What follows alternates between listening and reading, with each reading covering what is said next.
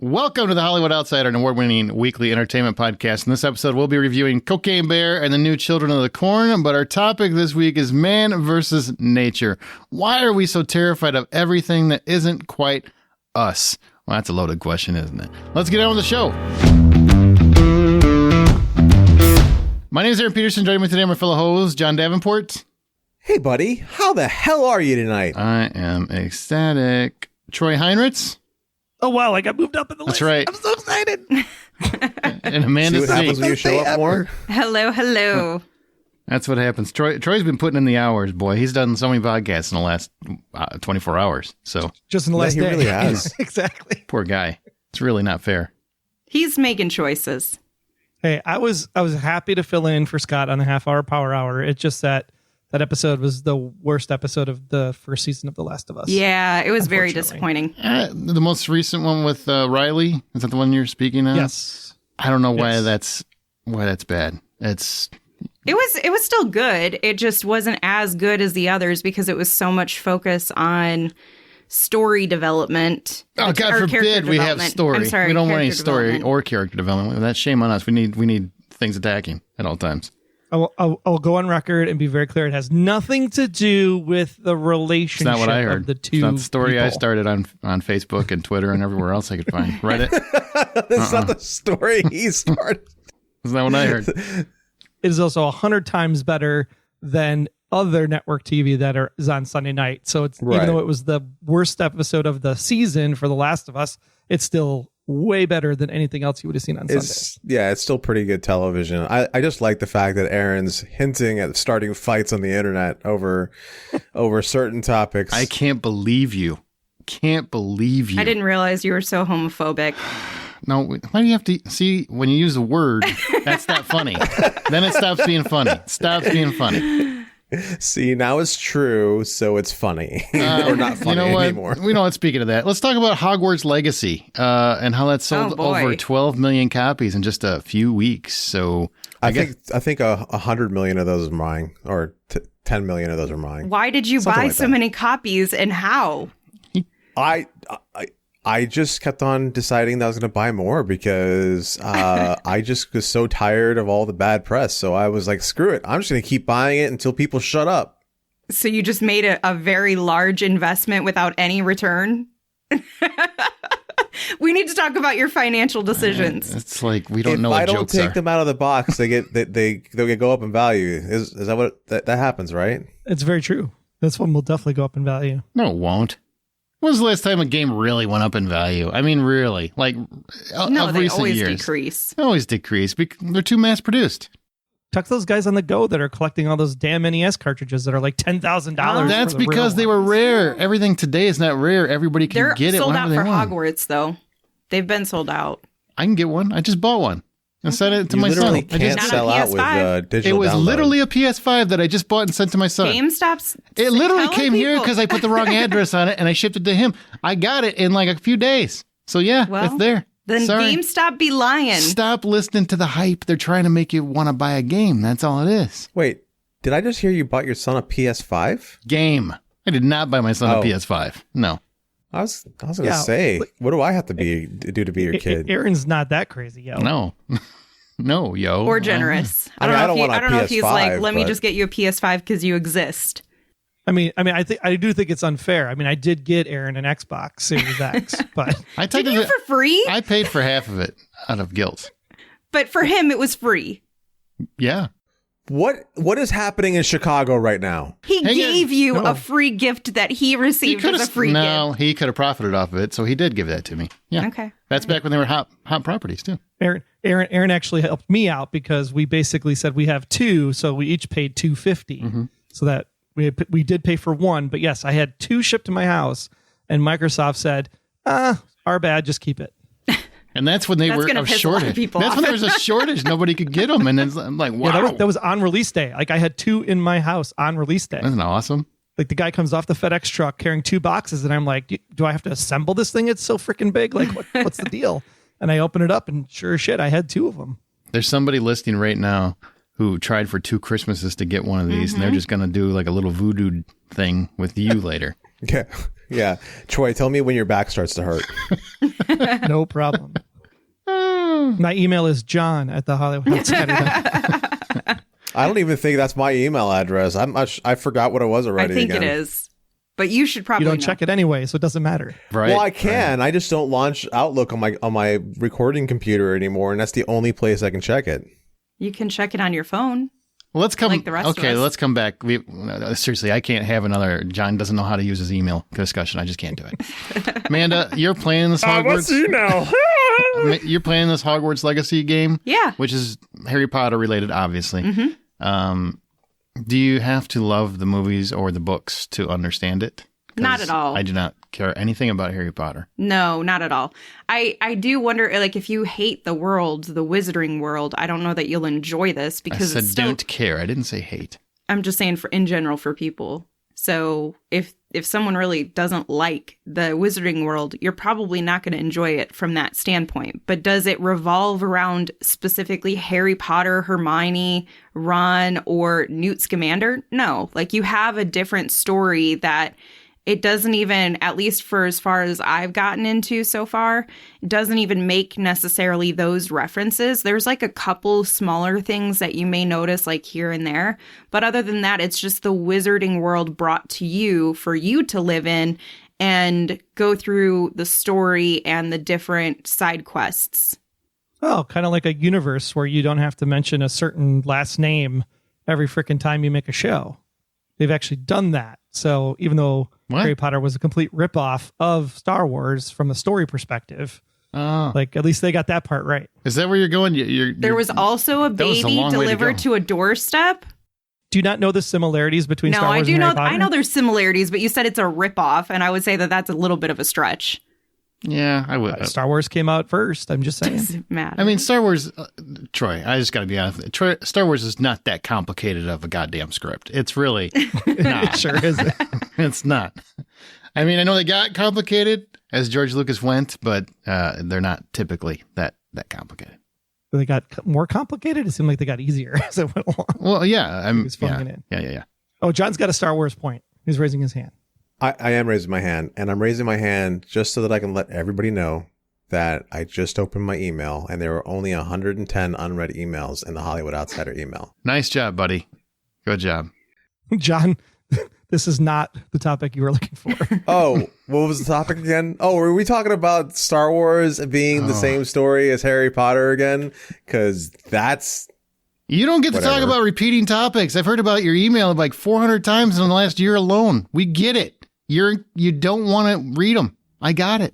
It's fine. I can't read, Aaron. Why are you making me feel like a less of a human being for not being able to read?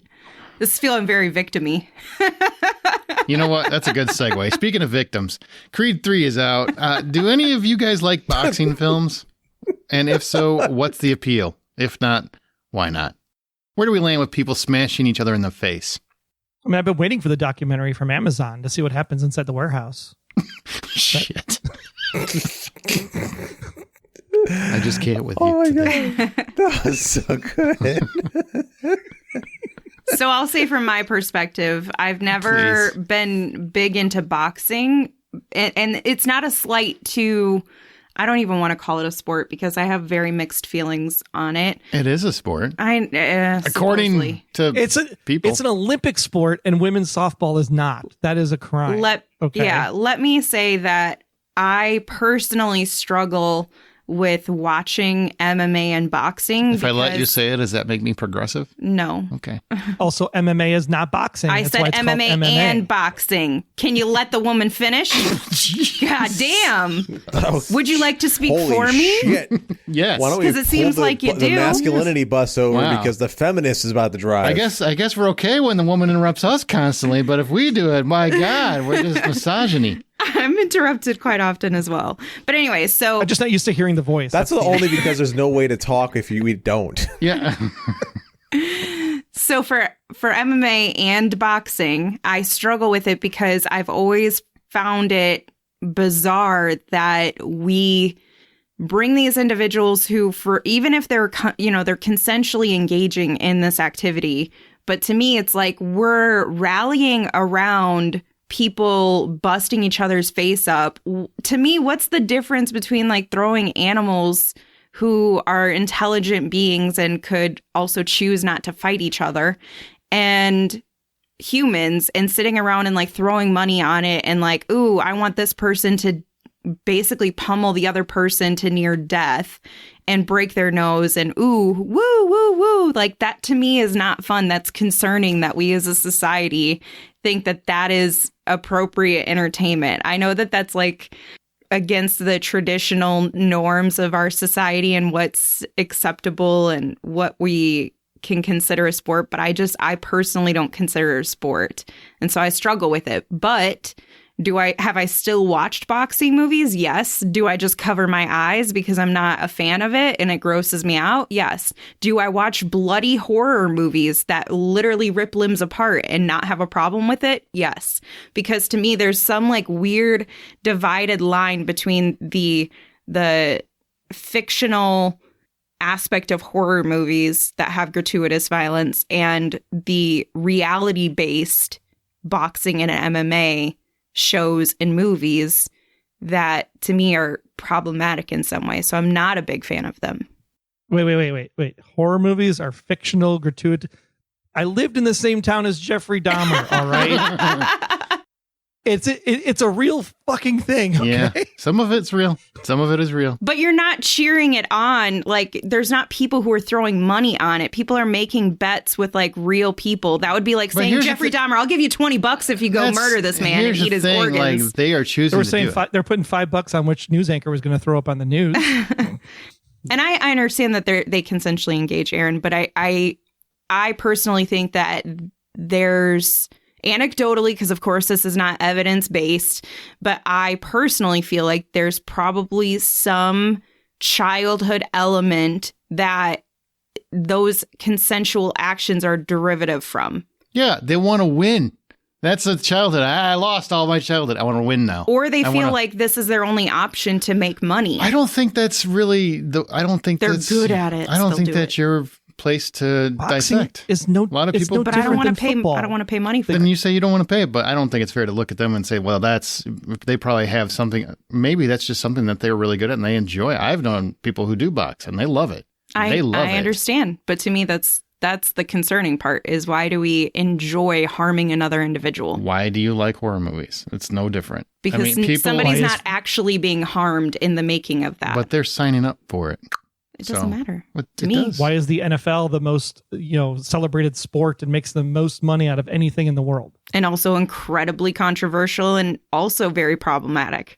But we won't get into that. Okay, so I think that watching boxing shows and movies and whatnot, they feed a certain amount of whatever it is you want to call it. If you want to call it machizoism, or if you want to call is that a word? I'm going to make words up as I go along. Right. But if you want to call it whatever it is, just the overpowering of one person over another by physical means has its attraction to the people who participate in it, has its attraction to the people who watch it. For me personally, I don't sit there and look at that stuff and go, ooh, I want to really start pummeling people, but man, do I love watching Rocky sometimes. And do I love Gladiator? There was a movie in the 90s with Cuba Gooding Jr. in it and a couple other people who I thought was a great boxing movie. It's basic, right? It's the ability of somebody to find a way to pick themselves up out of a situation that they're not happy with, to create a better life with themselves by using a God-given skill. It's a man over muscle, or matter over mind, whatever you want to call it. All those features kind of play into why boxing movies are fun and why people watch it. Do I sit there and say, it'd be a good time is let's go and watch somebody pummel the shit out of somebody else? I don't do that, but I'll watch a boxing movie because, number one, it's not real. Just like I wouldn't watch somebody murder somebody else, but I'll watch a movie about it. Yeah, and the movie you were thinking of was Gladiator. I said Gladiator. You said Gladiator. Did he say the name? Yep. Okay. Yeah. Well, never mind then. Tommy Riley, Cuba Gooding Jr., and the old man in it is somebody that I love. He was in Blacklist. It was I James can't remember his Marshall. name. Brian Dennehy is the guy. Yeah. Brian Dennehy. That's right. Brian Dennehy. Look, boxing movies are just good because of one little guy named Mac. And the fact that Mac was the thing that we were able to embody ourselves as people that maybe weren't muscular, buff, football player, basketball player. We were the nerds in the theater department, but we could play as Mac and we could go all the way through to beat Mike Tyson on a Nintendo. Oh, I thought you were talking about Mac and me. No. Is this Conan O'Brien? It's the underdog thing where it's like anybody could technically win. You land one punch in the right place, and that could literally be the difference between whether or not you win or lose. So I think that's the appeal of it, is that it's just two people duking it out. And boxing is different than MMA because boxing has very strict rules, and you have to follow those rules. It's not about two people getting in the ring and pummeling themselves to death. That gets a little glorified in the movies. MMA is literally go in there and kick the shit out of each other. But at least boxing is a civilized. It's like, I wouldn't go that far. It's the equivalent. It's the equivalent of like joust. It's equivalent of jousting. What do you want to call it? Not jousting. Kind of like it's equivalent of jousting. But now it's fencing boxing. Is another one. Fencing is another one. It's that same kind of concept. Duels. It's basically a duel. You're allowing people to punch at the same time rather than shoot at the same time. So if anything, boxing has become more civilized. For all time, people have just enjoyed watching other people suffer at the hands of others. That's a spectator sport. Movies just make it a larger, more visual engagement. I'm not a big boxing movie. I love Sylvester Stallone. I love the first Rocky, but a lot of that is because he lost. And I just thought it was more about perseverance in that movie, and it was more about dedication, and he wasn't going to quit, and he had just nothing but gumption, to throw that word out there. But, unfortunately, I think most boxing movies end up being about that. They don't really tell any different stories. They're all kind of the same story. Guy rises up, tries to take on the big badass who's in, the heavyweight champion of the world right now or whatever. So it gets old after a while. I actually never really liked the boxing portions. I like the humanity portions. So when they do that right, it's interesting. The Rocky Balboa movie that was just called Rocky Balboa, I thought that was fantastic. I don't really care about any of the movies in between. Creed, I don't really care about Creed that much. I don't really love boxing movies. I just don't. But I love when they really, showcase humanity. And it's less about who's going to beat the shit out of who. It's more about where these people came from and how they're fighting to rise to the top. And I like that with any sports movie. I can watch a hockey movie like that. I hate hockey. I don't care about hockey. Don't watch soccer. Don't like soccer, but I can watch soccer movies like that. As long as you've got some underdog rising to the top, I find that interesting. You know who does love boxing movies, though, is the Academy.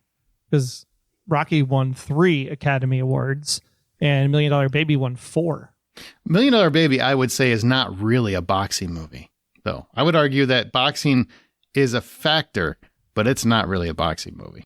I mean, halfway through that movie, it becomes something different. If you haven't seen it. Would you say the same thing about Rocky, though? No, yes, for Rocky 1 I would. And Rocky Balboa I would. Which is why it won the Oscar versus the other ones. Rocky 2, 3, 4, 5. 5 we shouldn't even count. Well, we don't really talk about 3 and 5. Yeah, but those are just boxing, get rich, So, And I also think boxing is a sport that's kind of faded a lot. I don't think it's nearly as appealing to the masses as it used to be. People moved on to MMA. Came along and took the rules away. MMA because they really wanted to see people get their ears bit off, and people banned that from boxing. So really wanted to go more towards the more brutal aspect of the fight. And Ronda Rousey, how is she still around? I mean, I saw her in a commercial. I'm like, you lost twice humiliatingly. You're not badass anymore. I mean, she still got to where she was. She still beat a bunch of people. She just didn't get to number 1. Well, she was number 1. And then she left and came back. And then both times she got just pummeled. Yeah. In like the first minute. So she's not like, she's still not irrelevant. I didn't say she was irrelevant. I'm just saying you should probably hide a little longer. That was embarrassing. Those are embarrassing fights. I was rooting for her on those too. I'm like, so I might be out $5 and I'm really mad about it. Damn it.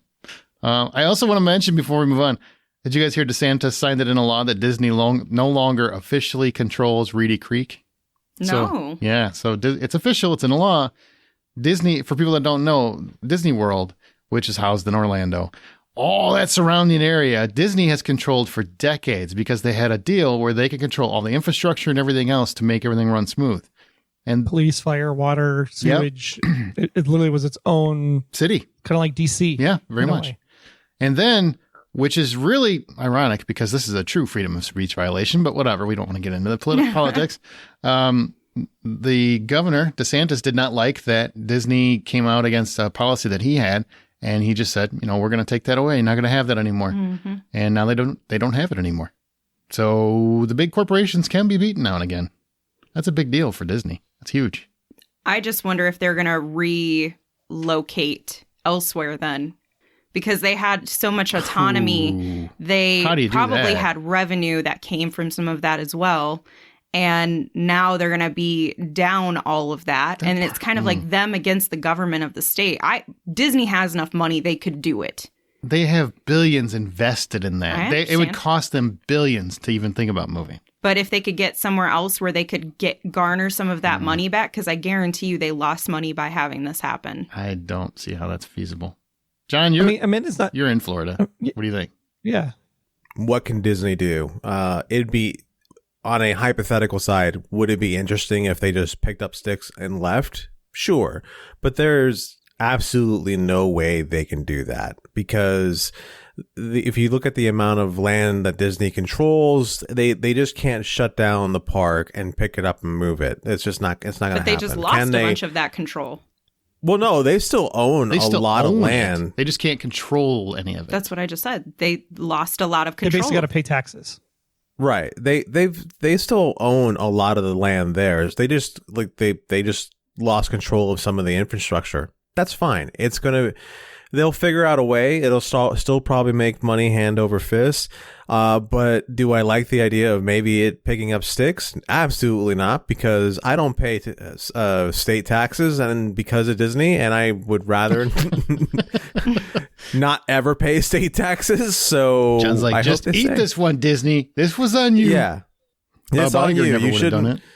Yeah, you shouldn't have. Maybe you shouldn't have said anything, or you know what? Maybe spend some of that money to get some people out of office. How's that? No, I think they should. I have no problem with them speaking up, but that's a freedom of speech thing. That is, everybody that touts about freedom of speech left and right, that is literally a violation of freedom of speech. Go look it up. It just it drives me nuts. But whatever, it's done. Right. I wonder if they're going to. You got to remember this is really no different than take Chicago for example. Allstate insurance companies here based in Northbrook, Illinois, outside of Chicago. They had a great tax break and they have a huge campus. I mean, it is literally like probably one exit to another exit as you're driving down the interstate. They're gone. They moved out of Illinois after all these years and went to South Carolina because taxes.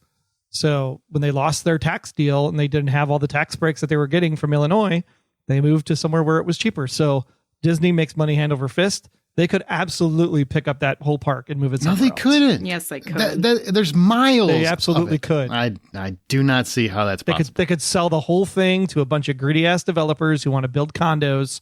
They'd make bank on it, and it would be like it basically would pay for the rebuild. 5 years. Else. That's minimum 5 years. I read an article that said that research, if they were to strip it and move on, it would take like 5 years to rebuild that park the way that it is now. Yeah, it's no different. It's no different than building a new football stadium. It takes 5 years. That's a big difference from a football stadium, roller coasters, theme park, all that stuff. That's so much more infrastructure. And dude, you could take a roller coaster down at Six Flags at one park and move it to another park in the winter and stand it back up and it'd be ready for the next summer. I do not want to ride that roller coaster. I do not want to ride that. I will take the 6 month later ride. You take the first one. I want you to test it. No one said you had to be there on opening day. But they can do it. I'll take the 6 month later. How long has it been since the roller coaster is shot off the rails? You just go there on opening day and there's cars all over the parking lot. That's not cool. Well, we moved it. You never know, I guess. And Amanda, I think you're asking if they would sue. Maybe. I'm saying I wonder if they will. Yeah, maybe. Yeah, I mean that's I would if I was Disney. Yeah, that's probably the most likely outcome, is that Disney turns around and sues. But I'm still picturing a space mountain that actually launches you through a building into outer space. Or they can just wait. Honestly, they could probably just wait it out to fight it until DeSantis. It's predicted that he's. When he has his presidential run. That's really their most opportune time to fight it then. Yeah, I feel like they would try to back a candidate that would reinstate it. Mm-hmm. Probably. I'm sure we'll hear about this again. And again, this isn't a DeSantis thing. This is, people forget how laws are made. It has to go to the Senate and the House. He started it. Come on. Level. He's been. Well, of course he started it. Yeah. And it's a completely red controlled state. So it's going to get passed. But if you can figure out, like, get enough people in at the next election, which is right around the corner. Right. It could be overturned just as quickly. Right. All right. Well, it's not just Ron that did it. Troy's Wait, like, how did I get pulled into this? Troy's like, I didn't say John. I said Ron. Troy's just trying to stop any forward momentum, I think, is what's happening here. But we'll see. I mean, unless the J is silent in your name now, then I was talking about you. Ooh.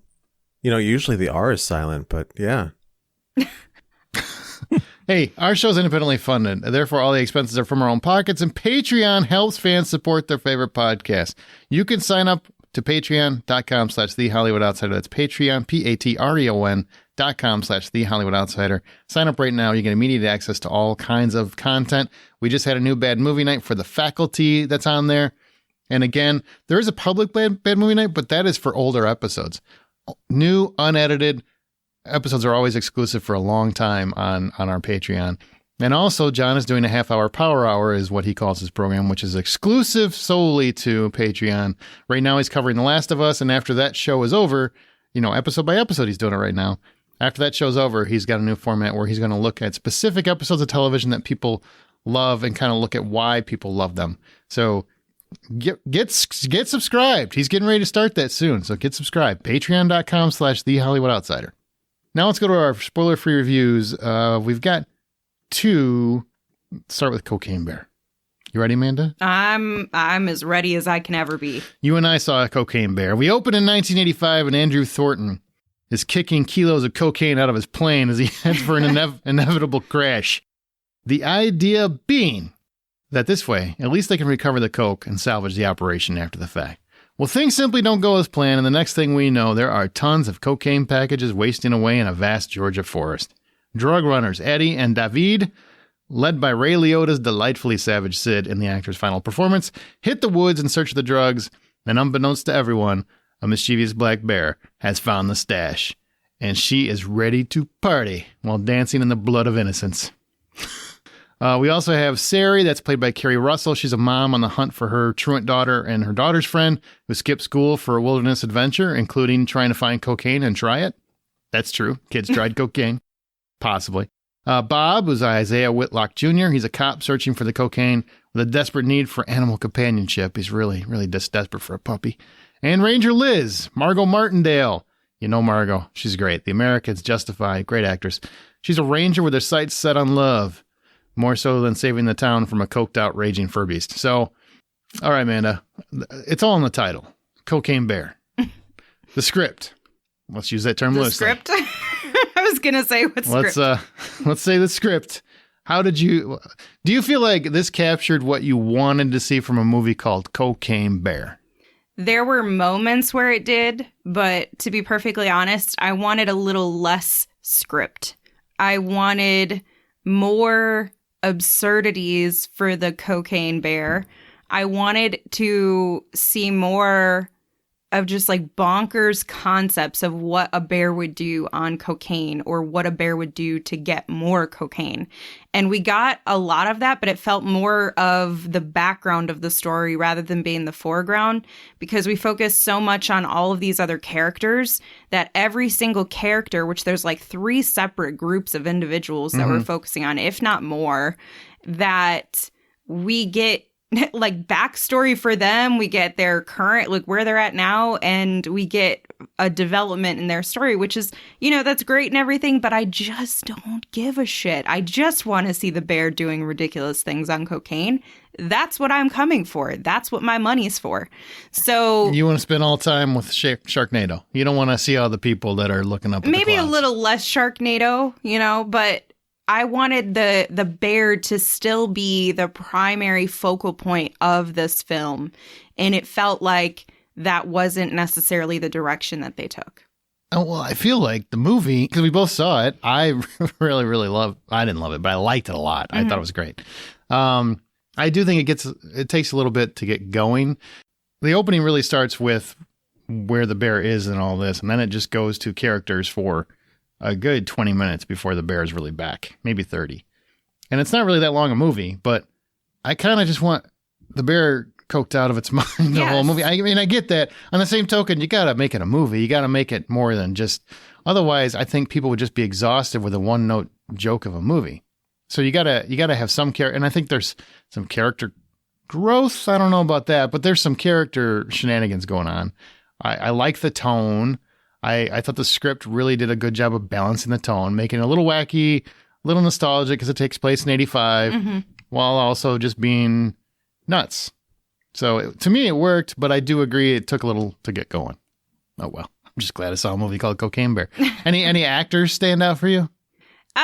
I wouldn't say that anyone necessarily stood out to me. One surprised me because it felt like a David Spade ripoff, which was hilarious. It's the fella from Modern Family, actually, if you're a fan of the show, Jesse Tyler Ferguson. But regardless, he comes across so hippie-like, but also just ridiculous and hilarious. I think he was probably the most significant cast member, other than Margot that you mentioned already, that came out of the film that I was like, oh, I really, really liked him. And could not, honestly, I didn't even recognize him at first. I really was like, who is this David Spade ripoff ever? Worst wig ever. It's not great. I like Scott Seiss. He's the TikTok guy. He actually has like a bit part here where he's a paramedic, and he shows up to help Ranger Liz and the bearers in the area, and there's just like this whole set piece, which is a fantastic set piece with an ambulance and a chase and everything else, and he was just hysterical. And if you don't know what the TikTok guy I'm talking about, he's a guy that does all the TikTok videos where he's talking about working in a store and all the things he's not going to do as an employee. It's pretty funny. Scott Seiss, look him up. He had a really funny TikTok about the movie coming out that you should definitely check out. Yeah. The other one that I would say that I really enjoyed is Christian Convery, who's the child actor he was also in Sweet Tooth, if you saw Sweet Tooth, but he played Henry in this film. And there was a lot of, I don't know, comedic elements to his character and to his performance that I really enjoyed, but also retained the youthfulness and felt like a kid who's actually in these scenarios. And that part I really adored. Yeah, Alden Ehrenreich, who was Han Solo in the Solo movie, looks like he's had a rough run since Solo because he looks about 40 years older in this. Leave him be. I'm just saying, I feel like he's very mad about the whole Disney thing. He's like, I'm no longer Disney. I'm in a movie called Cocaine Bear. This sucks. But, yeah, nobody really Ray Liotta, his final performance, I kind of like that he went just bonkers. He just really, really let loose and had a lot of fun. But overall, and also I should say, did you find it gory? Because the violence is really just visceral. My standards of gore are probably much different than most people's. So was I like, whoa, this is too much? Absolutely not. It was probably the right amount of gore.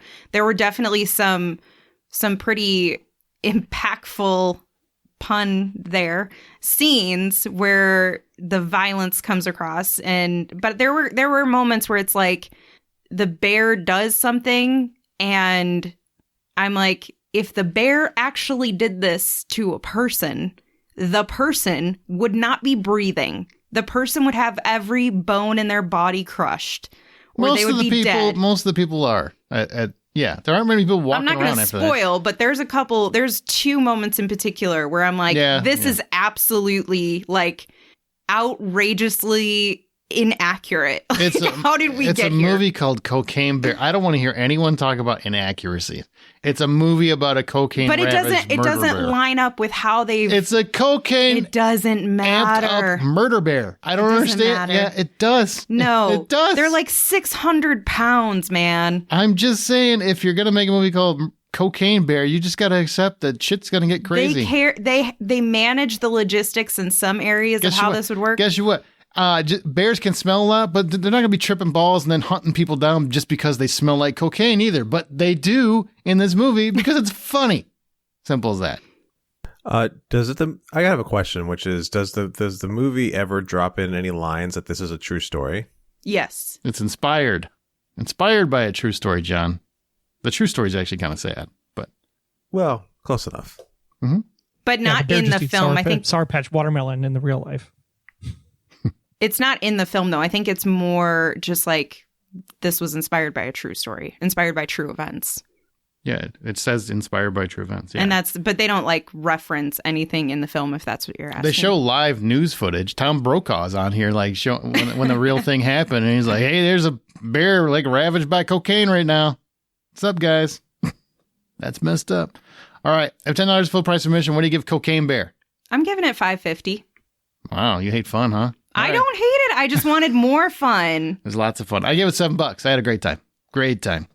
One more movie that is coming out to theaters March 3rd and expanding to Shudder on March 21st is Children of the Corn. And it's also going to be available on digital and demand on March 21st. And this is a prequel to the Stephen King story, Children of the Corn. So basically it's explaining what happened to the town that you find in the cornfield. And it goes a few different directions than you would think. Possessed by a spirit in a dying cornfield, a 12-year-old girl in Nebraska recruits the other children in her small town to go on a bloody rampage and kill all the adults and anyone else who opposes her.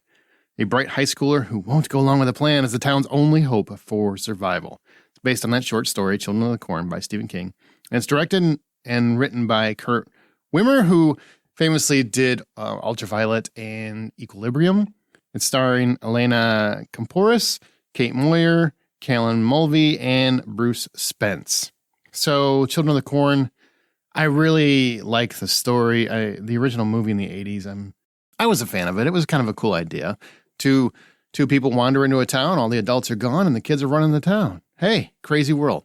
Well, here we're kind of explaining what happens with these kids and how they take over this town. And man, there's some moments in the movie where I think, wow, that's really good. I like that.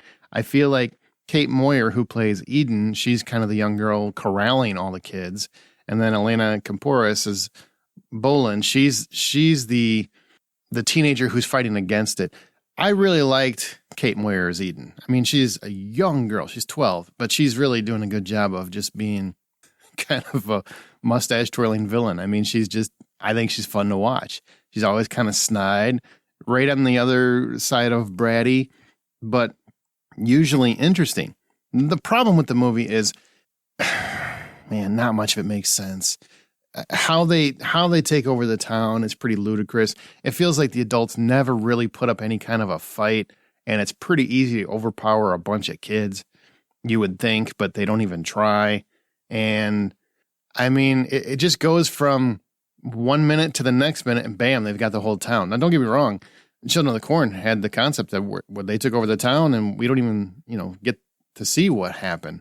But in the same token, it's one thing to not see it. I think not seeing it actually makes it more effective, because when you see it happening, you're just like, huh? How did that happen? Why did you guys deserve to be caught and killed if this is what happens? Because it makes no sense. I mean, adults are typically at least twice as much in weight as the kids, and they're moving these adults around like crazy.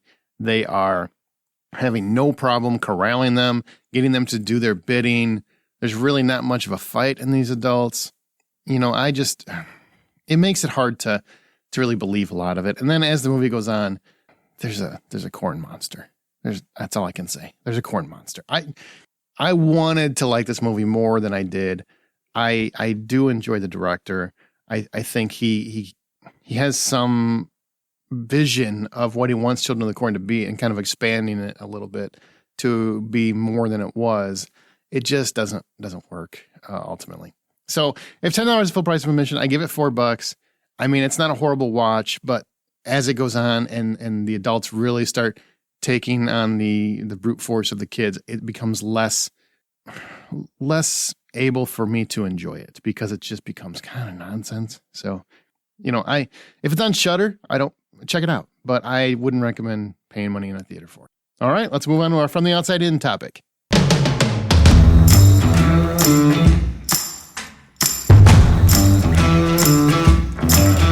Man versus nature? ?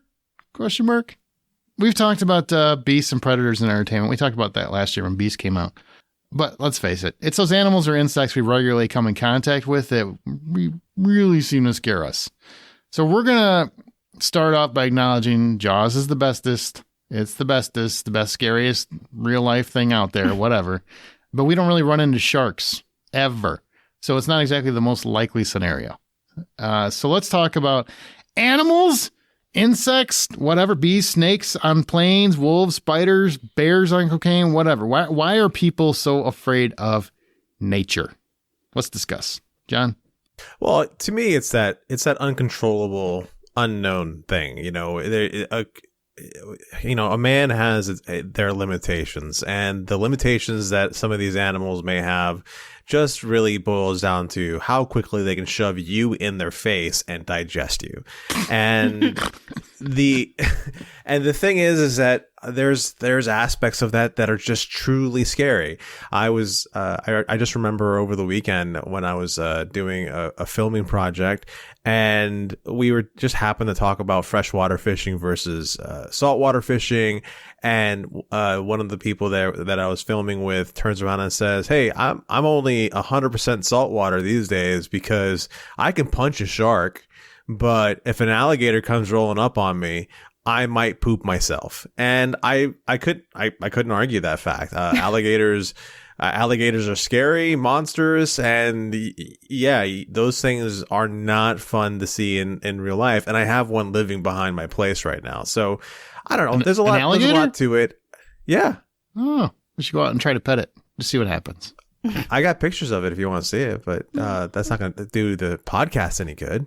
I know someone who is planning to retire to South Carolina, and the one thing they told me that they're really looking forward to, and mind you, they're in like a remote area, is building a little water area in the backyard so they can have alligators. They're going to get pet alligators for their backyard as part of the retirement plan. No.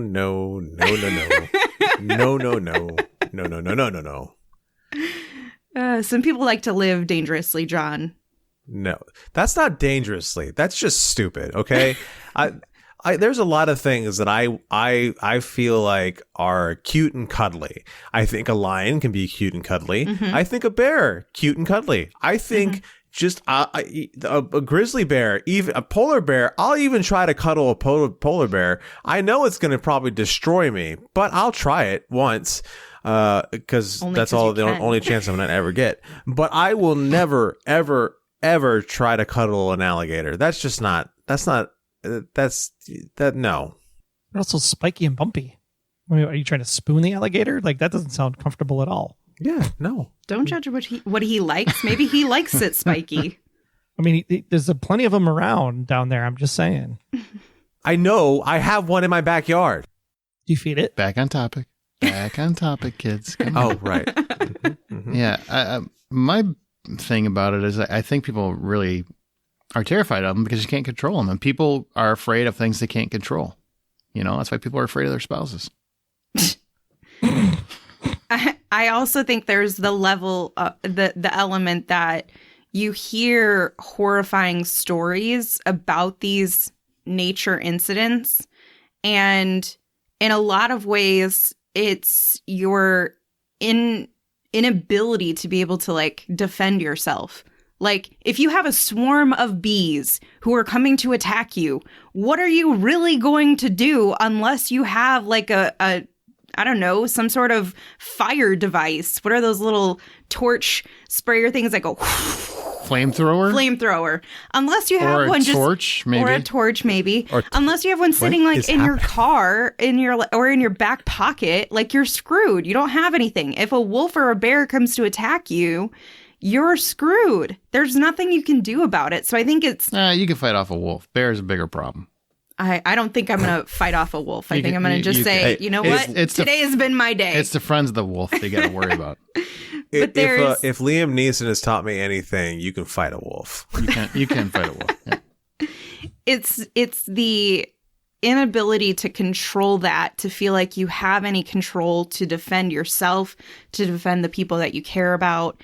And because you hear these horror stories about things that have occurred in the past, you think that isolated incident could happen to me. So I don't want to have that risk, because the risk is that much greater. It's different than if a chihuahua attacks you, right? If a chihuahua attacks you, it's annoying and it's going to suck, right? But you're going to survive. But people are scared about it without stories. People are just naturally inclined to be petrified of insects. Why? Insects 9 times out of 10 can do nothing to you. Maybe a disease, but that's the one out of 10. It's a lack of control, though. Yeah, it's totally just a lack of, I'm not in charge of this thing, and it came out of nowhere, and it's on my skin, and I'm not sure I can get it in time. Wants. Yeah, it can violate you. Mm-hmm. And it probably will. Mm-hmm. I had a wasp that bit me, and it tried to go in a place it shouldn't have gone. Whoa. What were you doing with mowing the lawn, and I stepped forward. Were you naked? Where was this thing? No, I was wearing shorts. It's hot. I was wearing some higher shorts, and it got between my thighs in the middle. Everybody saw that movie. So, all right. So wait a minute. Hold on so a much second. for sundress season. Right. Yeah, so much for sundress season. So let me make sure I understand this correctly. You're mowing the lawn in super short shorts. It's 95 degrees. Yeah. And a wasp. Yes. Goes for your hoo-ha. It did not get there, but I feel like it sure tried, because it got awful close. It got awfully close. Bring flowers. Okay. I just appreciate that John had to explain it. Like it went somewhere that it wasn't supposed to go, wasn't enough. You had to explicitly tell it to everybody. I'm just trying to figure out the thinking here, because I've mowed lawns in 90-degree weather plus. You know what I've never done? Booty shorts? Do you wear short booty shorts? I've never worn short booty shorts. Like, you're missing out, I guess. Patreon. Patreon.com if you want to see John in short booty shorts. That's extra. I might have taken off a shirt, but never in like my front lawn. My back lawn, I probably took off a shirt just to be like, hey, why don't I get some of this white taken care of? I got it. Party in the back. I got it. Right. Yeah, party in the back. But I've never... Not once ever have I thought, you know what would be a really good idea right now? Is that it's so hot, I'm going to wear shorts that cut up inside of me so that Nothing I can was cut up inside me. I think you're making too much of the shorts, man. Let's focus on the wasp that's going for the hoo-ha. Look, I'm with Amanda. Like, I was on my bike pedaling at 22 miles an hour. I've seen your bike and shorts. One of those bastards just literally flew out of nowhere and smacked me right in the side of the neck. Did it terrify you? I'm going 20. I literally almost fell off my bike because I was like, holy blah, blah, blah, blah, blah. Like I didn't know what it was. I thought it got hit by a blow dart or something. He's like, there's a Russian spy trying to take me out. Troy down. Get the van. Get the van. Yeah, all of a sudden, like SWAT team swarms in and they scoop him up. They grab his bicycle. Grab the bicycle. It was like a frontage road next to the highway. I don't know if it was like a rock or something that got kicked up from a car. It was like, what the hell? I'd be terrified of wasps too. Jesus. Sounded brutal. I didn't know the Russians were using them. I didn't know the Russians were using them. Look, I'm definitely afraid of ants now, thanks to The Last of Us. So I'm never stepping on an ant ever again because I don't want to piss him off. And then like his mom's affected with cordyceps and comes attacks me. The Last of Us is the cordyceps infection, and technically cordyceps does actually infect ants today. Right. So you piss off one ant and that whole colony's coming after you to turn you into a fungus monster. You ever seen, I actually saw a video, or somebody shared it in our Facebook group. I'm sorry. I forget who did it. I apologize. I think it was Jason West, but showing an ant colony that built a bridge to get to a wasp nest to take it over. So the ants basically just went. Did you see that too? It's a Bug's Life, man. If you didn't watch A Bug's Life, then you don't understand how capable ants are. It's a cartoon. Doesn't matter. They're capable. And they tried to tell us in the 90s. It's not a cartoon. The humans in the Pixar theory were wiped out, and the bugs in Bug's Life are after the humans are already gone. So you should definitely be afraid of ants in the Bug's Life because we already lost per the Pixar theory. So we agree. We're just afraid of things we can't control. Ultimately, that's what it boils down to. That's. I mean, back to the topic at hand before we lose it again. Yes, that's exactly what we're all saying. Now, what do you guys? Are you more afraid of the things that are like buzzing around your head, insects like that, or things that come out of nowhere, or little creepy crawly like mice and that sort of thing, or are you more afraid of the big, menacing beasts that can come at you like bears? No, it's ticks. Ticks are the most horrifying thing because I was literally outside. Playing in a nice open grassy soccer field, and I reached up behind my ear and I felt something and I was just like, ah, and I like ripped it out. You're not supposed to do that, but I was just like freaking out because I was like, you got 24 hours. You can rip it out. When we went, you're not supposed to rip it out? No, because the head stays inside. The head can not always. Here's a true story. You want to hear a cool or horrible tick story? This is true. So I go backpacking all the time, right? Couple times a year, and I go with my friends. And my buddy Joe comes, and he's a big dude. Whatever reason, ticks love him. Like he has tick cologne. He is a tick whore. They just they come around and they're like, yeah, baby, that's where that meat is. And they just like wherever we are, if there are ticks, they are drawn to him. It's insane. And so we go to this one spot that we were camping at, and every time we turned around, he had a tick on him. And now he's the opposite of me. You know, he's tough. So he's like, every time he's got a tick on him, he's pulling it off, and he puts it in a Ziploc bag. So he's putting them all in a Ziploc bag. And after a day. How many has he accumulated? Hang on. After one day, he had, I think it was like 30 ticks in this bag. No shit. Yeah. And we finally decided, what the hell? Oh man, it was a bad spot. So we said, you know what, we're out of here. We're done. I had like 2. I had 2. He had like 25 or something. No. This bag was almost full. Couldn't even sleep. I mean, which understandable. So we came out, and we had a fire, and he, burned them all on his body as for sacrifice to teach every other tick. His idea was, I'm going to teach Viking funeral. Yep, exactly. I'm going to teach all the other ticks a lesson so they know don't come out here and fuck with me again. And yeah. So he had a bunch of tick heads just left in his body all over? No, the thing is, they have to be in there for like 24 hours because it has to ingest into your body. If they were ingest? Your body consumes it? They suck out your blood, and while they're doing that, their venom or whatever is getting into you. I have a new fear. You've literally just unlocked a new fear for me. Well, you should always, when you're in the woods, you always check yourself for ticks. Always. Yeah. That's why I don't Especially go your to the hoo-ha, woods. because it's an attractive place, apparently. Yeah, ticks are everywhere. Yeah, no, they are. That's why. No, I'm saying I don't want this. That is the best part about it. The only good part about the Midwest is they actually get killed off in the winter, where in the South they never die. They just keep breeding, and they eventually grow into crocodiles. Little known fact. Yep. Or scorpions. Right. Scorpions are all over Arizona. There you go. They just become other horrible creatures. I'm truly terrified to exist now. Good. There's a movie called Ticks. Go watch it. No, thank you. I think I'm it's good. It's also called arachnophobia. Spiders are awful. Oh, Arachnophobia is such a good movie. Even 8-legged freaks fucks me up. I'm sorry. Messes me up, you guys. That's not even That's scary. A great movie, too. It's not that it's scary. It's the concept. Like, my head. The concept of David Arquette got a leading role. Leave him alone. I like him. Fair. But no, he was, that's fair. But no, it's the concept, like, in my head that there's, could you imagine? And so my brain does start to imagine if there were spiders that big and, like, they could, right now, everybody tells you, oh, it's not that big. It's just a little spider. Okay, bitch, what if it was the size of, like, your architectural buildings in a large city of Chicago? Then what are you going to do? Well, Then are you going to tell me I'm a pansy? No, you're going to cry. I don't think they're going to tell you anything because you started that conversation off with calling them a bitch for no reason other than they were just trying to have discourse. I can't. My head goes too wild in spirals. And so that movie really freaked me out. And it was also the timing of it. I think I watched that movie maybe a month after I found out from my 5th grade teacher, Mr. Johnson. Thank you, sir, for giving me nightmares, fuel-inducing nightmares for decades, that you eat spiders when you sleep because they crawl into your mouth and your open holes of things.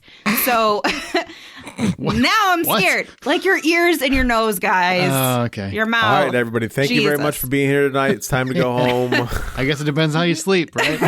I never wanted to be the jelly the jelly guy from Ant-Man Quantumanium that doesn't have any holes. Yeah.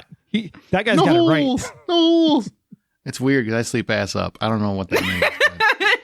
Your bowl is just puckered, ready to go. Oh my God. Anyway, so yes, that terrified me, and I watched that movie shortly after. What is happening tonight? I Jesus. don't know. What's your most horrific experience Did you guys miss me? with nature, both as a film goer and in real life? Both. Right now, it's your butthole being puckered. Troy. His other side is all swollen up from the wasp sting. Oh my gosh. I have to say it was the tick experience. I think that's the most horrifying, like not knowing what it was and just like freaking out because I'm like, get it out. That had to have been the most horrifying experience. I mean, you've been stung by bees, you've been bit by stuff. It's like, I even got bit by a snake once, wasn't a big deal. Yeah, I would say the tick was probably the biggest one. And movie? Oh gosh, arachnophobia for sure. Yeah, that's a good one. Yeah. I mean, I think it was compounded because like after arachnophobia, I was like on a spider killing spree. And one time I actually like... Poor innocent spiders died because of that movie. Spiders were I stepped on a spider once and it had babies. And then when I stepped on it, it like millions of little baby spiders. I was like, ah! Amanda literally took her headphones off so she didn't have to hear your story.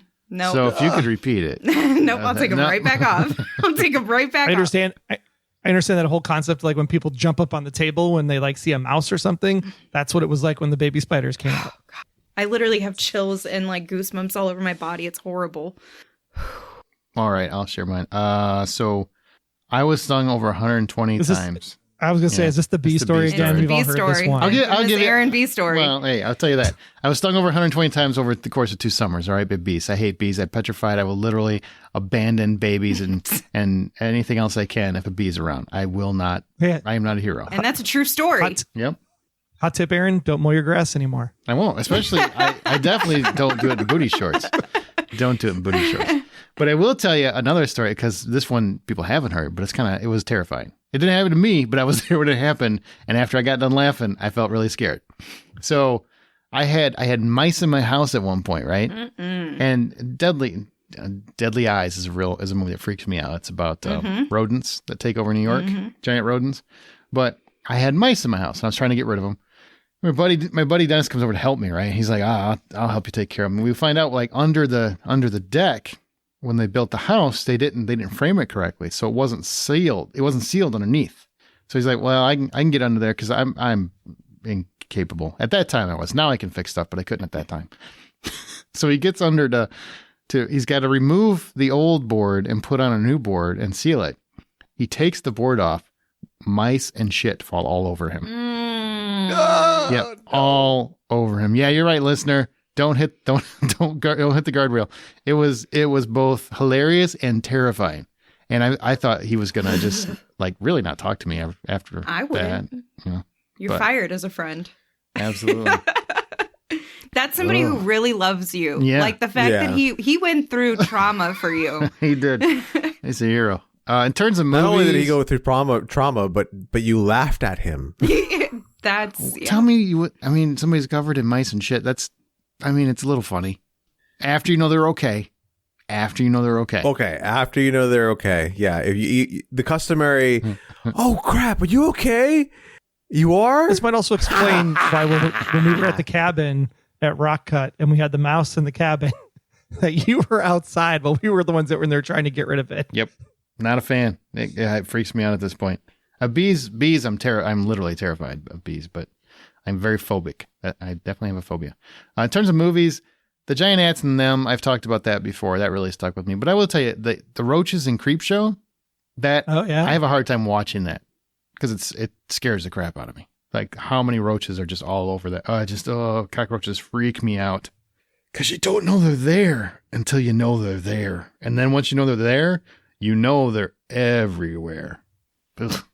All right, John, what you got?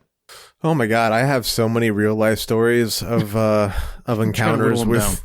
I'm trying to figure out which ones are the best ones. I mean, there's that time that I was hunting grasshoppers and I was underneath this bush. And there was the grasshopper incident, and then there was the time I was playing hide and go seek, and I was underneath the same bush. So it happened to me twice now, or not now, but then, where I was just chilling and I was just doing my own thing, and all of a sudden I look, something makes me look up in the bush, and inches away from my face is a snake's head. And it's just like doing that whole thing at me, and it freaked me the F out. Let's see. More snake story. I go in my backyard. This is all in Panama. I go in my backyard, and we're all hanging out in the backyard. I'm sitting by the ditch that goes through our backyard, and I'm just chilling, and we're all kind of like joking around as little kids and telling stories and whatnot. And all of a sudden, this log that I was sitting on starts to freaking move. What? You were sitting on a snake? It was a giant boa, and it was freaking huge. Was it trying to wrap around you and say, hey? No, it wasn't trying to wrap around me or anything, but I was sitting on it, and it didn't do anything, and I didn't even realize that it was a boa. That I thought I was literally sitting on a branch or something, and it just decides after me sitting on it for a while that it's tired of me sitting on it and it's time to go. And it just takes me with it for a little while. And I just jumped up and ran off because there's that. Let's see. More snake stories. Oh my God. So don't go to Panama. You would think with all the different, my problem is alligators. You'd think I'd have a problem with snakes. I'm not a big fan of them, but this one didn't happen to me. This happened to my brother, though. So it was the 80s. So my parents, I think at the time my brother was maybe 11 or 12, and he is technically the adult in the house as my parents go out for the night. And if he was 11 or 12, that means I was 7 or 6, and my sister was, I don't know, flinging shit around. Who knows? And my parents come home, and my brother has his room to himself, and they flip on the light to his room to see how he's doing, and he's in bed, but they realize that they can see some movement over the lamp that's directly over his head while he's lying in bed. And what it is so in Panama they have these snakes called fertilances, and they're highly venomous snakes. And it is wrapped itself around the chain to the lamp that's right over my brother's head, and it is going down the chain towards my brother. So my dad gets on the phone and calls the Guardia. They come to the house, and my mother goes to save my brother because this is how backwards shit was in my house. And so she yanks him out of the bed before the snake can get anywhere near him. And then a couple minutes later is when the Guardia show up to take care of the snake for us. So the Guardia showed up, and the Guardia had an MP with him. Cause at the time, MPs sometimes, would travel around with the Guardia. And the MP is like, oh my God, I have to call this in. So he goes to call his supervisor, and the Guardia is sitting there looking at the snake's sitting there looking at the Guardia, and the two of them lock eyes. And that's when the Guardia pulls out his stick and thumps it on the head, and like the snake just kind of wobbles and then goes completely limp. Picks it up. He looks at my mom. He goes, you got something I can put this in? And my mom hands him a tin that we used to have for peanuts, and he would put the snake in there, and we were like, what are you going to do with him? He goes, dinner tomorrow night. Well, you got to eat. Yeah. You know what never scares me? Snakes. And I'm a big Ever? man. I'm a big man baby for a lot of things. Bees, mice, whatever. But no, snakes, for whatever reason, don't do anything for me. I used to play with them when we lived by a field. We'd go in the field and we'd just play with them. Yes, like there's something about snakes that inside of me, if I see a snake inside of me, there's like a moment of where I freeze. It's one of the few times where I feel that freeze that happens to you whenever you see something. That snakes are the only thing. Yeah. For a few seconds, and then I can do stuff. Other things that scare me, I go from, oh shit, it's gonna hurt me, to I'm gone, and I'm probably tripping you while I'm running so that you can get eaten, and I'm just gonna go. What about movies or movie? What movie scared you the most? I've been trying to find this movie, but there's a movie about it was about ants. And it wasn't giant ants. It was just normal small ants. And they were, I've been trying to find the movie itself, but I've been having so much trouble getting a handle on it. Maybe it was Phase 4. Empire of the Ants? Empire. I think maybe Empire of the Ants, but that one, for whatever the reason was, because I know what the reason was, because I grew up again in a country which stuff like this you would see these long trails of ants going from one place to another. They're usually cutting down trees and all sorts of stuff. But the idea of there being so many ants that it was inescapable. No, not Empire of the Ants. Empire of the Ants is giant ants. I don't think Empire of the Ants was. No, I'm looking at it right now. Okay. Could be wrong, I guess. Yeah, Empire of the Ants, that's giant ants. So I'm thinking it's either ants or it's Phase 4. But anyhow, the having so many small creatures that are inescapable, that's, and as far as a movie is concerned, that freaks me out. Amanda? Well, I kind of shared my movie reference already. Which was? Eight-Legged Freaks. Oh, Eight-Legged Freaks, right. I've arachnophobia is one. I have that. So I'm not going to watch a movie that has the phobia name that I also have. I'm good. It's kind to of me, funny. That's a good sign to say, don't watch this. Why am I so scared? I thought this would be a comedy. This ain't funny. My life examples, they're endless. They're endless. So other than Mr. Johnson destroying my entire life, let me also tell you about the time that I walked out. I was probably, 9 or 10 years old, already traumatized because bugs exist and there's just too many instances that I can recall. I walk out of the shower. I never get ready in the bathroom. I always have to get ready in my room. Like, I want the steam to go away. I don't want to get ready in steam. So I'm walking out of the bathroom. I have a towel wrapped around me. All of a sudden, I feel something on the top of my foot. And I'm like, I kind of like shake it off or whatever, thinking maybe it's like a drop of water. I look down because I still felt it a second later, and there's a big ass spider that fell from the attic door onto my foot. Oh, you just want a free ride. Yeah. It's like you're an Uber. You're a spider Uber. I'm a spider Uber. Are you guys scared of centipedes? How about centipedes? No. Too many legs, too much fuzziness. I always admire them because they have so many legs and they go so damn slow. Centipedes are also butterflies. Caterpillars. That's caterpillars. Yeah. Wrong one. Wrong book. Wrong one. Whatever. Wrong book. They all have lots of legs. Hey, I want to interject something right now.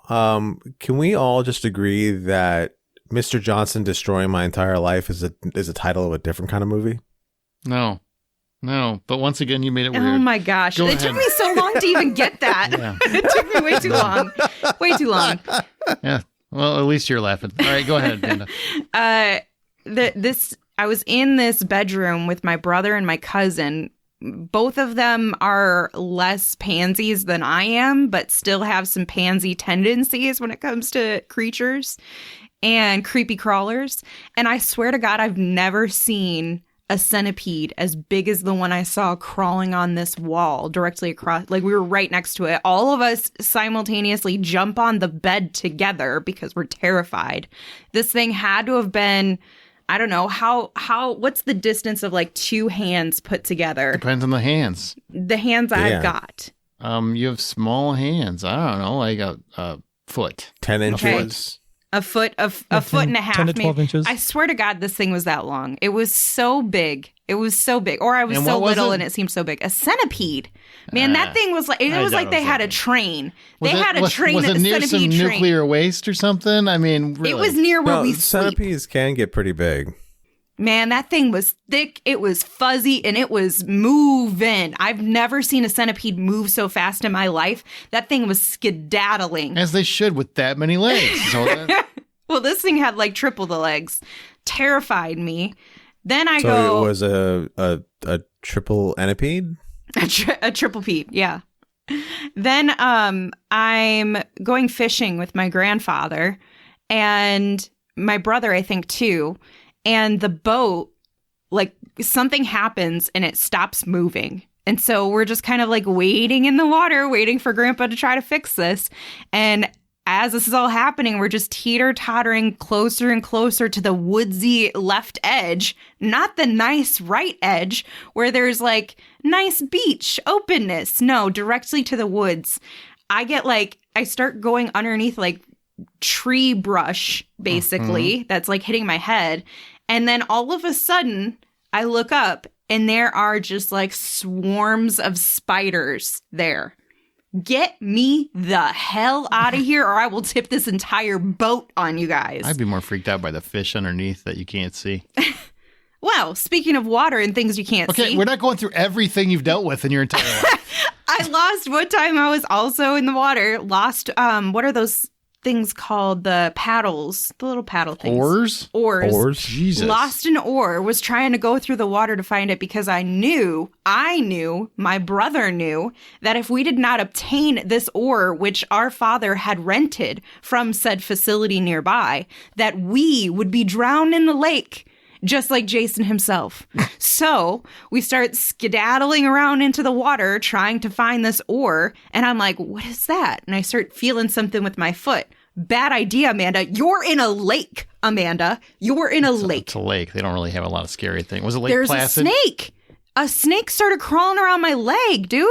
Oh, I'm sorry. Did you know snakes could get in the water? Yeah, they're called water snakes. I didn't. I'm a young child. They're actually called water snakes, yeah. You know what? Or Traumatized. moccasins. Could have been a moccasin. Traumatized. I don't know what it is. I don't want to know. I left my brother. I don't know if I think he survived that day. I'm pretty sure he survived, but I left him. I think he survived. I have so many of these terror stories. I think you focus on it a little bit too much. Maybe That's I had a fine. cat who brought a mouse into my house. All right. I think we're done with story time. You asked me to bring stories, and I brought the stories. Not I think everyone. the mistake there is having a cat. Yeah, agreed. Right? Truly, that cat was mean and destroyed everything. Let's spend at least an hour talking about how cats are the devil. Let's do that. We got some listener comments on this topic about in terms of like on our Facebook group. We asked, what movies terrify you or what creatures, that are real terrify you. Ants is one that comes up from Jason West. And Ants, which is a made-for-TV movie. Could it be that one, John? It might be that one. Yeah. Okay. Well, he says, I think the Ant movies mess with me the most. Of course, the classic Them. But there's another movie where the survivors have to breathe out of a straw to outlast the ants swarming their hotel called That's the Ants. one. Movie. Is that the one? That's the one. He said, it's one freaky movie. Nope, nope, nope. So feels like a right movie for you then. Mm-hmm. Yep. Okay. Ty Nelson. We love them because it's easy to picture ourselves being in one of those scenarios. Maybe not as crazy as encountering a cocaine bear, but a bear in the wild feels like a real possibility. It is. I've actually ran into a bear before. Now, what terrifies me is anything poisonous. Not just the pain, but knowing what is slowly happening or having false hopes of being rescued. I'd prefer an animal, maybe a nice mountain lion. Just maul me and get it over quickly.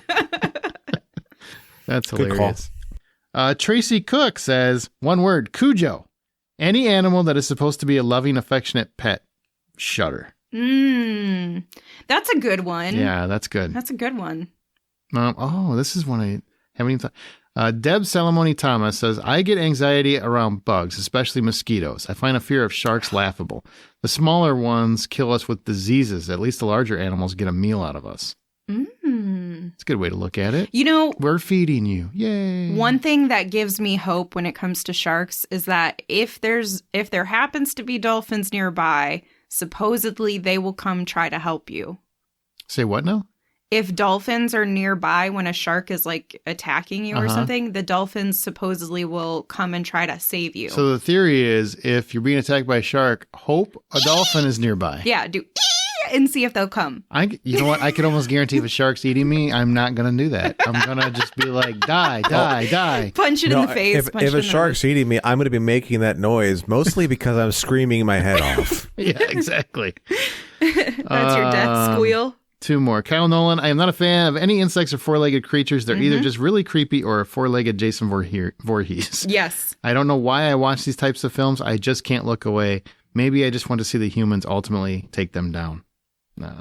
I live that story, Kyle. I take them down. It sounds like you run like hell is what it sounds like. I also burn them. Adam Smith, that's how you lose a house. Adam Smith, I think we love them for the same reason we love apocalyptic movies and shows. It puts us in the what would I do mindset. What terrifies me is the threat of the unseen or unknown. The idea of a predator stalking me in the jungle or underwater where they can attack at any minute and I can't see them coming is terrifying. That's very, very true. Remember that movie Venom in the 80s where it was like a black mambo snake or whatever it was, something like that?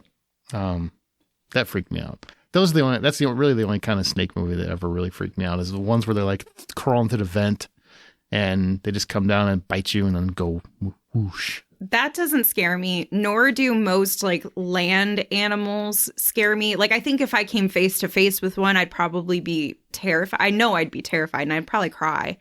But I don't, when I'm out in nature, like if I'm hiking or something and I know that there's a potential for bears, I'm not like, oh my God, there could be a bear next to us. I don't think about it. It doesn't bother me. I'm like, oh my God, there could be a spider near me. It's probably in my hair.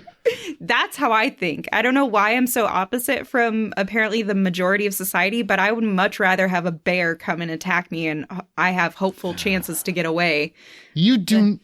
Depending on the bear. Which one is it? Black bear. Black bear are less likely to attack, fight. but they'll no. Wait, that was in Cocaine Bear, and that was wrong. You don't fight a black bear. It's the brown bear you fight. You don't fight either one. No, one of them you fight, one of them you don't. As an avid backpacker, Dude, I promise you don't fight there's any one bear. Of them. You would not win. Whoever gave that advice is a freaking idiot. You throw your peanut butter jar at them and run the other way. It could be a cute panda bear. If you surprise a black bear and it charges or attacks, fight back with everything you have. If you surprise a grizzly or a brown bear and it charges or attacks, do not fight back. Only fight back if the attack persists. This is from the U.S. National Park Service. They know more than you do. No, they don't. How do they not know more than you do? They're research. saying if they're actually attacking. If a black bear comes by, you know what you do? You speak loudly. That's literally all you have to do. No, I'm saying if it attacks. That's what I'm referring to. If anything attacks me, I'm fighting it. Well, there's one of them you're not supposed to. One of them you're supposed to play dead. Man. Like anything bigger than you run away. Well, you can't outrun a bear. Just know that. You can't outrun them and you can't climb a tree. I really just want to throw her out in the woods and see this happen. Yeah. I've been in the woods, man. What terrible advice are they giving on this stupid website? Terrible advice. It's terrible. I've backpacked 1,000 times. That's just, I'm going to miss. No wonder we lose so many hikers. All right, share your thoughts on this episode or anything else in our Facebook group. They probably give that advice to people they want to see disappear from their park. Is that why it showed up on my Google search as the first result? I'm telling you, that's not the answer. You speak loudly. And if they're attacking you, you're no way. Share your thoughts on this episode or anything else in our Facebook group, on Twitter @BuyPopcorn, our site at thehollywoodoutsiders.com. Email us feedback at thehollywoodoutsiders.com. Rate and subscribe us on your preferred podcast app. And again, you can always find John's artwork on Insta and Twitter at rjohndraws. Amanda on Smirk and at Sink Into This. Troy at Troy Heinrichs and The Blacklist Exposed, which is back now. The Blacklist is back for its final season. Troy and I are back on that one, so go check that out. And I'm also on Presenting Hitchcock, and I'm at Aaron Smirks on Twitter. That's it. I gotta go reach out to the Park Service now because I think they're trying to get people killed. Amanda, just remember, when a bear attacks you, you fight it, and when that first punch doesn't land, you then stab it in the eye with the bloody stump. I'm actually a pretty decent fighter. I've been in fights before. Well, so good. I don't know if I can take a bear. That's good. But I think my punch will land. I'm a little insulted you think it wouldn't. I'm looking forward to the female version of the Revenant. That's Right. Only reason why Leo survived that bear rape is because he's Leo. Well, I'm going to have Jodie Comer star as me in the Revener. What? Revenant? Revener. Okay. I don't know. Okay, we're done. That's gonna do it for this episode. You're not going to give my girlfriend anything to do, okay? Your That's girlfriend, my girlfriend. Who are you, sir? I'll fight you for it. Fight me then. Come here. I actually train bears for a living, so we'll see how this goes. Well, all you gotta do, Troy, is apparently put on a brown bear costume, and she'll just sit there and huddle down. And I'll just be lie down. Get in the fetal position. Yeah, I know you someone that has a snuggle me. brown bear costume that literally tips over vans. So yes, this is totally something we can do. Honestly, just throw a fake spider a at grizzly me and I'll comes run. at you, that is true. You should get in the fetal position, but fight a bear. You're supposed to fight a black bear back because they're timid. If they're already fighting you, they're not timid. For Christ's sake, it's stupid advice. Oh my God. Even getting in a fetal position with a grizzly is stupid advice. Well, I mean, supposedly that's the only way you can survive a grizzly because they will just kill you. Just for sport. That's just because you want to make sure they can take you down in one bite. They can fit exactly. all. Get me once. I don't want to have to be here anymore. Oh. Remember, the next time you head to a theater or sit comfortably on your couch streaming, buy popcorn.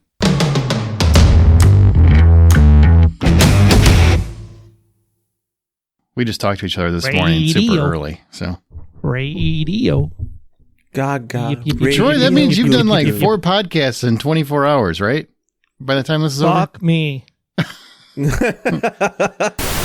Seeing how we're all in the same room, why are you here? Oh, I don't know. To be here, to be on the podcast. So you had to travel a couple different states to go be on the podcast? No. Is that what it He's takes? here for the film festival. Oh, I get his question now. Yeah, I'm here for the Beloit Film Festival. I'm on the board also, so I have to make a presence and all that stuff. So you had. I mean, I know John doesn't make sense sometimes, but you know. Yeah, you had to make a presence for the thing that you dragged Aaron into. Yeah, actually. Mm-hmm. Here we go. Starting. I'm going to do it like the old days. It's 5, 4, 3, 2, 1. Welcome to the Hollywood Outsider. Are we starting now? First of all, you weren't supposed to say 2 and 1. That's how they do it. Say... It's 5. Oh, sorry. I thought 4. You said we were doing it like the old days. I'm sorry. What did I do wrong? You don't say anything on 2 and 1. No. Yeah. Okay. 5, 4, 3. Can I still flip you off? Yes. Can I do that? Yes, you can still flip off. Yes. All right. 2 and 1. So this is the kind of stuff we do when we're not making video. This is awesome. Yeah.